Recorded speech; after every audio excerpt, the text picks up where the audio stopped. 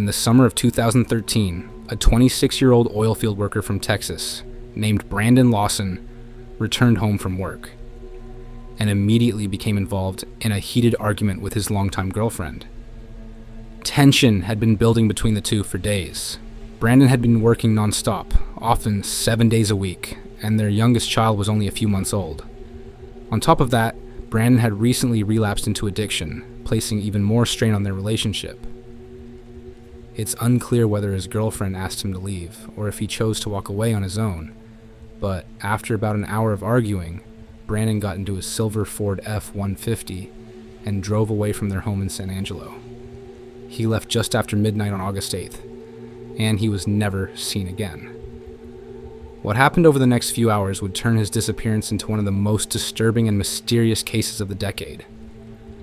Roughly 30 minutes after leaving, Brandon called his brother Kyle and told him he was several miles south of Bronte, stranded on a remote stretch of highway after running out of gas. Kyle grabbed a gas can from Brandon's house, which was about a mile from his own, and got ready to head toward his brother's location. But things didn't go as planned. Just minutes later, Brandon made another call, this time to emergency services. 2013, 0:50 and 38 seconds. 911 emergency. Yes, I'm in the middle of the field. The tape was just pushed some guys over. Right here going towards Javelin on both sides. My truck ran out of gas. There's one car here. You got to take the pictures to the woods. Quick burning. Okay, now run that by The one I talked to home. I surely ran into him. Ah, you ran into him. Okay. That's the first guy. You need an ambulance? Yes, no, I need the cops. Okay. Is anybody hurt? Hello? Hello? Hello? Although much of the background audio is unclear, many listeners believe they can hear possible gunshots and other voices during Brandon's 911 call. However, it's impossible to confirm what was actually happening at the time. Shortly after the call, another driver contacted police to report a silver Ford F-150 parked dangerously on the highway, partially blocking a lane. Brandon continued speaking with his brother Kyle through several phone calls that were not recorded. According to Kyle, Brandon sounded extremely paranoid, claiming he was being chased. When asked if he had been using drugs, Brandon denied it. Kyle later arrived at the truck's location, but Brandon was nowhere to be found. Brandon called again, saying he could see Kyle, and a responding officer claimed he was bleeding and urged them to hurry. Yet he never appeared. Soon after, all calls to Brandon went straight to voicemail. Police launched a large-scale search using helicopters, thermal imaging, and K-9 units, but Brandon was not found. Investigators later learned he had cashed out his 401k the night he disappeared, raising questions about whether he left voluntarily. Still, the panic in his calls suggests something may have gone wrong. Years later, clothing and shoes believed to belong to Brandon were found, along with nearby human remains. To this day, no definitive answers have been given, leaving his disappearance one of the most disturbing missing person cases on record. On an April night in 1986, a 9-year-old girl answered a knock at her door and vanished into the New Mexico darkness. Nearly 4 decades later, the disappearance of Antoinette Calladito remains one of the most haunting unsolved cases in the country. Antoinette Christine Calladito was born on Christmas Day, 1976. She lived in Gallup, New Mexico, with her mother, Penny, and her 2 younger sisters. On April 5th, 1986, Penny went out with friends, leaving the girls with a babysitter. She returned home around midnight and sent the sitter away. According to her statement, she last saw Antoinette in the early morning hours. When Penny woke later that morning to get the girls ready for church, Antoinette was gone. Her bed was empty. The front door was unlocked. Police were notified that evening, and a massive 3-day search followed. Officers, volunteers, dogs, and helicopters searched the surrounding area, but found nothing. No clues, no trace. For years, the case went cold. Then, 5 years later, Antoinette's younger sister, Wendy, revealed something she had never shared. She said there were 2 knocks at the door that night. During the second knock, a man claimed to be Uncle Joe. When Antoinette opened the door, Wendy heard her scream as 2 men forced her into a brown van and drove away. In 1987, police received a chilling phone call. A terrified girl identified herself as Antoinette and said she was in Albuquerque. Before she could say more, an angry male voice was heard, followed by a struggle. Police department. Hello? I'm Antoinette Garabito.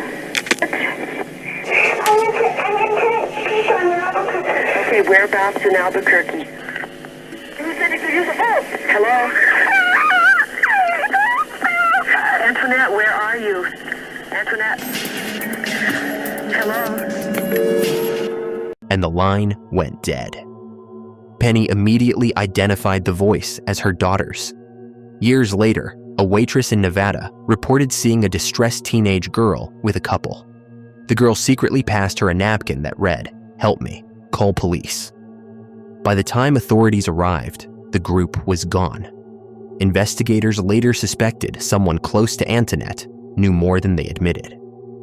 Penny failed an FBI polygraph and was believed by some investigators to know who took her daughter, but she was never charged. She died in 1999, taking any remaining secrets with her. Today, Antoinette Cayedito would be in her 40s.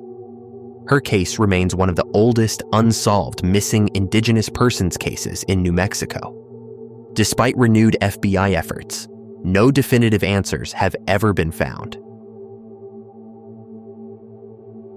Amber Alyssa Tuckrow was 20 years old in the summer of 2010. She was a devoted mother to her young son, Jacob. Those who knew her described her as strong-willed, outspoken, and full of life. In August 2010, Amber traveled to Edmonton with her son and a friend, staying at a motel in Nisku. One evening, she left Jacob with her friend and hitchhiked toward the city, a decision that would change everything. A man stopped and offered her a ride. While inside the vehicle, Amber received a call from her brother, who was incarcerated at the Edmonton Remand Center. That call was recorded. The driver's voice was captured. As the conversation continued, Amber's tone shifted from casual to fearful. She questioned where they were going and warned him not to take her somewhere she didn't want to go. The man reassured her, but investigators later determined he was lying. Where are we by? We're just heading south of Beaumont, or north of Beaumont. We're heading north of Beaumont. Yo, where are we going? No, this is a...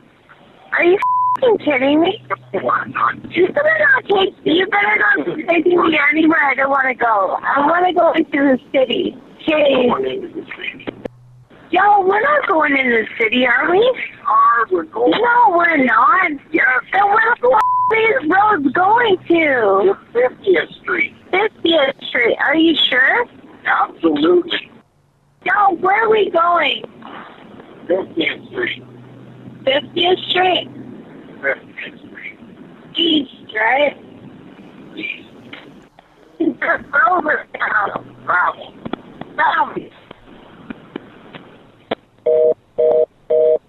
The call ended abruptly. Amber was never heard from again. When she didn't return, her mother, Tootsie Tuckrow, immediately reported her missing. But police dismissed her concerns, suggesting Amber would come back on her own. She was removed from the missing persons database within weeks. Evidence was mishandled. The urgency simply wasn't there. 2 years later, in 2012, police released the phone call to the public, the first time such a move had ever been made in a Canadian homicide case. Days later, partial remains were found in a field east of Leduc. Dental records confirmed they belonged to Amber. Her cause of death could not be determined. After the audio release, tips poured in. Multiple women independently identified the same suspect by name. Police ruled him out without explanation. Other leads followed, including one involving a potential serial killer, but none resulted in an arrest. Amber was not alone. Several other women were found dead in the same area, most of them indigenous, all with cases that remain unsolved. Investigators believe a serial predator may be responsible.